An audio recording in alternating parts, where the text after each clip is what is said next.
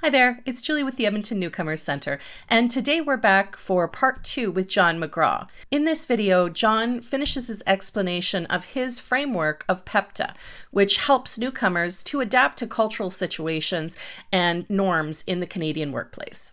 The second P refers to privacy. Canadians are friendly, we like to smile a lot, but we don't like to get too personal when we are connecting with others, especially when first meeting with each other. So that means that small talk, conversations about small, unimportant topics is an essential way of creating connections, finding commonalities, talking about the weather, talking about traffic or local sports teams is much more important to make connections. When asking about someone's marital status or their family is often frowned upon, especially when first meeting.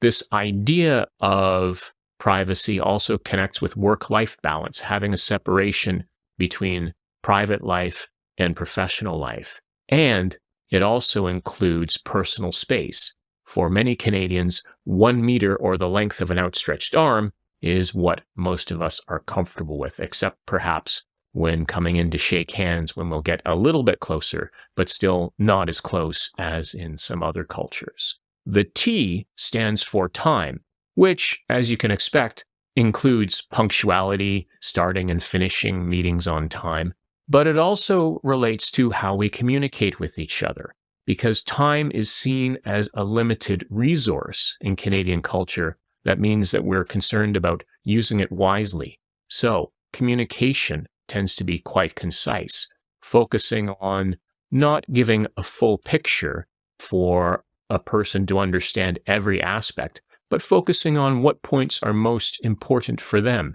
KISS, keeping it short and simple, listing bullet points, keeping emails fairly brief, shows that you have a respect for the person's time and you're focusing on the points that are most important for them. Finally, the A stands for approachability, which includes a lot of smiling to show that you are approachable and friendly. This is also something that's very important when considering being a leader, because rather than being considered the person who knows everything and makes the final decisions, leaders in Canada are open to discussion, or the ones that are open to discussion are preferred. They are not always considered right, and they value their team members and hear their feedback, and again, want to reach consensus. Remembering, this also connects, again, with the politeness and the desire to avoid confrontation. So leaders who are open to discussion and looking for consensus are valued, and those who can show that they can develop good relations with other team members will often be considered for leadership positions. So that's the explanation of PEPTA. And I think if you consider these different principles and take a look at the different ways that Canadians communicate with each other in the workplace, you'll start to see how those principles are cropping up. And you'll be able to anticipate other situations and what are the ways to react that might create the best impressions in the Canadian workplace. Well, that's it for today. I hope you enjoyed it and found it helpful. Until next time, have a great day and stay safe.